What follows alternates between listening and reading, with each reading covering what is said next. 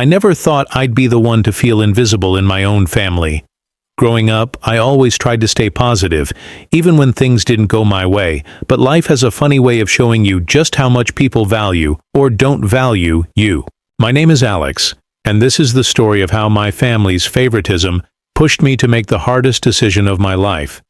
From the outside, we looked like the perfect family. 2 loving parents, 2 kids, a cozy house with a white picket fence, and all the trappings of suburban bliss. But beneath the surface, things were far from ideal. My older sister, Emily, was the golden child, the one who could do no wrong. She was outgoing, confident, and effortlessly charming. Me? I've always been quieter, more reserved. I preferred books over parties, art over sports. It wasn't that I resented Emily, I admired her, but I couldn't help but notice how differently we were treated. Emily was celebrated for everything she did. Her achievements were met with applause, her mistakes brushed under the rug. Meanwhile, I felt like I had to fight for even the smallest bit of recognition. Still, I told myself it didn't matter. I worked hard, saved money, and focused on building a future for myself. I figured that someday my efforts would pay off and my family would finally see me for who I really was. But as the years went by, that hope began to fade. The imbalance between how they treated Emily and how they treated me became harder to ignore.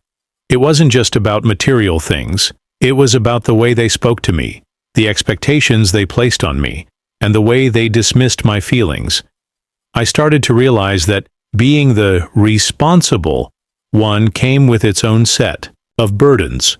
While Emily got praise and rewards, I got responsibilities and obligations. Then came Emily's 25th birthday. The whole family gathered at our house, and the energy was electric. Everyone was buzzing with excitement. When Emily walked into the living room, she found a giant envelope waiting for her. She opened it, and her face lit up. Inside was a brochure for a luxury vacation, a week-long trip to Bali, complete with first-class flights and a private villa. The room erupted in cheers. My parents hugged her, telling her how proud they were of everything she'd achieved. "You deserve this," my mom said, tears in her eyes. I stood there, clapping along with everyone else, trying to mask the sinking feeling in my stomach. I knew Emily deserved to be celebrated. She worked hard too, but deep down, I couldn't help but wonder, what about me? After the initial excitement died down, my mom turned to me with a smile. "And here's your gift, Alex," she said, handing me a small envelope. I forced a smile as I opened it, expecting maybe a heartfelt note or something meaningful. Instead, I pulled out a crumpled $10 gift card to a fast food chain. I stared at it, dumbfounded. A gift card? For $10? That was it? My dad chuckled nervously. "We figured you'd appreciate something practical," he said. Practical. The word stung. Was that all I was to them? Someone who didn't deserve celebration? Someone who only needed the bare minimum? But just as I was about to tuck the gift card into my pocket, I noticed something odd.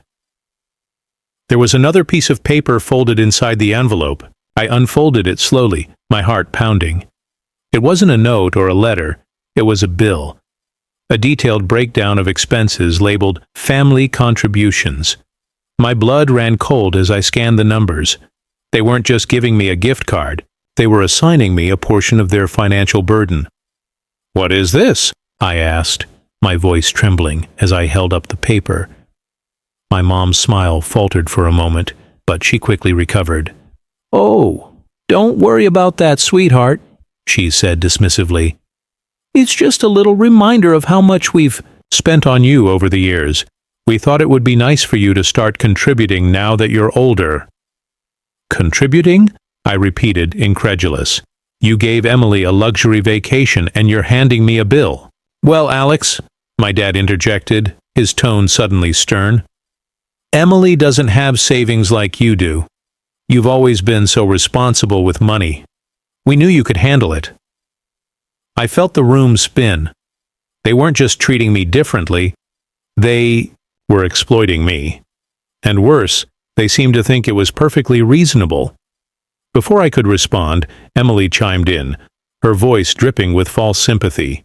"Come on, Alex, don't be dramatic. You always say you don't care about material things anyway. Besides, think of it as an investment in the family." An investment? I clenched my fists, trying to keep my emotions in check. This wasn't just favoritism anymore. It was manipulation. Later that evening, after everyone had gone to bed, I decided to dig deeper. Something about the bill felt off. I grabbed my laptop and cross-referenced the numbers with old bank statements I had saved. What I discovered made my stomach churn. The expenses listed on the bill were grossly inflated. Some of the charges dated back to when I was a teenager. Things like school supplies and extracurricular activities that should have been covered by basic parental responsibilities. It was clear now. They weren't just asking me to contribute, they were punishing me for being independent. The next morning, I confronted them. Standing in the kitchen, I slammed the bill onto the counter. "This isn't fair," I said, my voice shaking with anger. "These numbers are fake. You're using this as an excuse because you can't afford to treat me the way you treat Emily." Mom's face turned pale, but my dad immediately went on the defensive. "Don't talk to your mother like that," he snapped. "We've done everything for you, Alex. Everything. And this is how you repay us?" "Repay you?" I shot back. "You bought Emily a $10,000 vacation and handed me a bill for things you should have paid for years ago. How is that repayment?" For a brief moment, there was silence. Then Emily stepped in, her tone icy. "Maybe if you hadn't been so selfish and actually helped out more, we wouldn't be in this situation." Selfish? The word hit me like a punch to the gut. All those years of working 2 jobs to save money, skipping social events to focus on my future, sacrificing my own happiness for the sake of stability, and they called me selfish? That's when I realized something. They didn't see me as their son anymore. To them, I was just a resource, a safety net to prop up their mistakes. Without another word, I turned around and walked out the door. I tried to laugh it off, pretending it didn't bother me. "Thanks," I muttered, shoving the gift card into my pocket. But inside, I felt hollow. The rest of the evening passed in a blur. I watched as my family continued to dote on Emily, laughing and planning her trip, while I sat silently in the corner, feeling like a ghost. That night, I lay awake in bed, replaying the events of the day in my mind. It wasn't just the gift card, it was everything leading up to it. Years of being overlooked, years of feeling like I wasn't enough. I had always told myself that family was supposed to love you unconditionally, but now I wasn't so sure. The next morning, I made a decision. I packed a bag, grabbed my laptop, and left a note on the kitchen counter. "I need some time to figure things out," it read. "Don't worry, I'll be fine." Then I walked out the door without looking back. I tried to laugh it off, pretending it didn't bother me. "Thanks," I muttered, forcing a smile as I shoved the crumpled $10 gift card into my pocket. But inside, I felt hollow, like a part of me had been erased. The rest of the evening passed in a blur. I watched as my family buzzed around Emily, their laughter filling the room like a soundtrack to a movie I wasn't invited to. They talked about Bali, about the beaches, the food, the luxury villa, as if it were the most exciting thing they'd ever done. Meanwhile, I sat silently in the corner, clutching the gift card in my pocket, feeling like a ghost haunting my own home. No one noticed me. No one asked how I felt, or if I wanted to share in the excitement. It was as if I had become invisible, a piece of furniture blending into the background. I tried to remind myself that it was just a stupid gift card, that it didn't define my worth, but deep down, I couldn't shake the feeling that this was more than just a careless oversight. This was years of neglect wrapped up in a cheap envelope. That night, I lay awake in bed, staring at the ceiling as the events of the day replayed in my mind like a broken record. It wasn't just the gift card, it was everything leading up to it. The way my parents always praised Emily for the smallest achievements while barely acknowledging mine. The way they dismissed my dreams as practical or safe, as if I wasn't allowed to take risks or chase something bigger. The way they treated me like an afterthought. Someone who would always be there to pick up the pieces when things went wrong. Years of being overlooked came rushing back to me in waves. I remembered the time Emily got a new phone for her birthday, while I was handed a refurbished model that barely worked. I remembered the family vacations where Emily's preferences always took priority, while mine were brushed aside with a casual, "You're easy to please." I remembered the countless dinners where my accomplishments were met with polite nods, while Emily's were celebrated with applause. I had always told myself that family was supposed to love you unconditionally, no matter what. But now, lying. In the dark, I wasn't so sure. Was unconditional love real, or was it just something people said to make themselves feel better? The next morning, I woke up with a heavy heart but a clear mind. I knew what I had to do. Quietly, I packed a bag. Just the essentials: clothes, my laptop, a few personal items. I scribbled a note and left it on the kitchen counter. "I need some time to figure things out," it read. "Don't worry, I'll be fine." As I stood by the door, gripping the handle, I hesitated for a moment. Part of me wondered if I was overreacting, if I should stay and try to fix things. But then I thought about the gift card, the bill they might have handed me instead, the years of favoritism and neglect. I realized that staying wouldn't solve anything. It would only prolong the pain. With a deep breath, I opened the door and stepped outside. The cool morning air hit my face, and for the first time in a long time, I felt a glimmer of hope. I didn't know where I was going or what the future held, but I knew one thing for certain. I was done letting my family dictate my worth. For the first few days, I stayed at a cheap motel in another town. The walls were paper thin, and I could hear every creak of the floorboards from the room next door. It wasn't glamorous, but it was mine, a space where I could breathe without, feeling like I was suffocating under the weight of my family's expectations. I didn't tell anyone where I was, not my parents, not even my closest friends. I needed space to process everything, to decide what I truly wanted. Part of me wondered if I was overreacting. Maybe I should have just swallowed my pride and gone back home. But the other part of me, the part that had been quietly simmering with resentment for years, knew I couldn't keep living like this. I couldn't keep being the person who always sacrificed, always gave, and never received anything in return. As the days turned into weeks, the calls started coming in. First from my mom, her voice trembling with concern.